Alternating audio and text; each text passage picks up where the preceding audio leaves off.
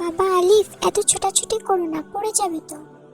চুপ করো তো মা, আমি খেলছি, আমাকে বিরক্ত করো না। আলিফ দাদু ভাই, তুমি কি গল্প শুনবে? গল্প? হ্যাঁ অবশ্যই, বলো না দাদু, গল্প শুনতে আমার খুব ভাল লাগে। আজ আমি তোমাকে দুইটা গল্প শোনাবো।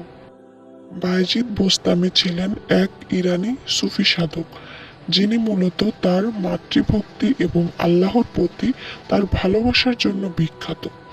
তিনি তার মায়ের সেবা করে আল্লাহর ওলি হয়ে ওঠেন বলে কথিত আছে। একদিনের কথা, বায়েজিদ এক রাতে তার অসুস্থ মায়ের বিছানার পাশে বসে পড়াশোনা করছিল। হঠাৎ তার মা জেগে উঠলেন এবং তাকে এক গ্লাস পানি এনে দিতে বললেন। বায়েজিদ তখনই রান্নাঘরে চলে গেল, কিন্তু সেখানে পানি পাওয়া গেল না, কলস খালি ছিল।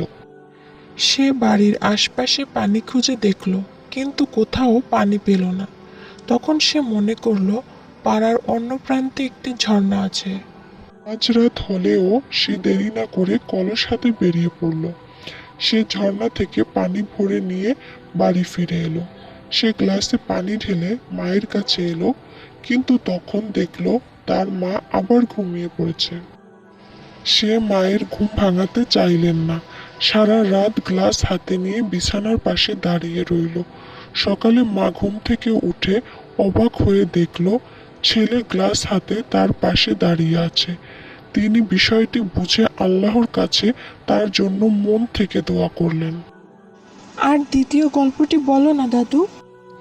এক সাহাবী মহানবী হযরত মুহাম্মদ সাল্লাল্লাহু আলাইহি সাল্লামের কাছে জিজ্ঞেস করল, আমার থেকে সদাচার পাওয়ার সর্বাধিক অধিকার কার? মহানবী হযরত মুহাম্মদ সাল্লাল্লাহু আলাইহি সাল্লাম উত্তর দিলেন, তোমার মায়ের। সে আবারও বলল, তারপর অধিকার কার? তিনি দ্বিতীয়বারও বললেন, তোমার মায়ের। সে আবারও জিজ্ঞেস করল, তারপরে কার? তিনি তৃতীয়বারও বলল, তোমার মায়ের। সে আবারও জিজ্ঞেস করল, বলল, এরপরে কার? চতুর্থবার বললেন, তোমার বাবার। এই দুই গল্প দ্বারা তুমি কি শিক্ষা পেলে দাদু ভাই? আমি বুঝেছি দাদু, মায়ের সাথে ভালো ব্যবহার করতে হবে। আমি ভুল করে ফেলেছি, মায়ের কাছে যাই, মাফ চেয়ে আসি।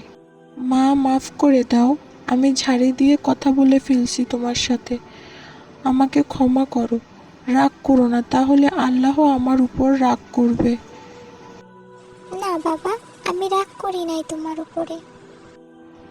সত্যি তো মা? তিন সত্যি বাবা।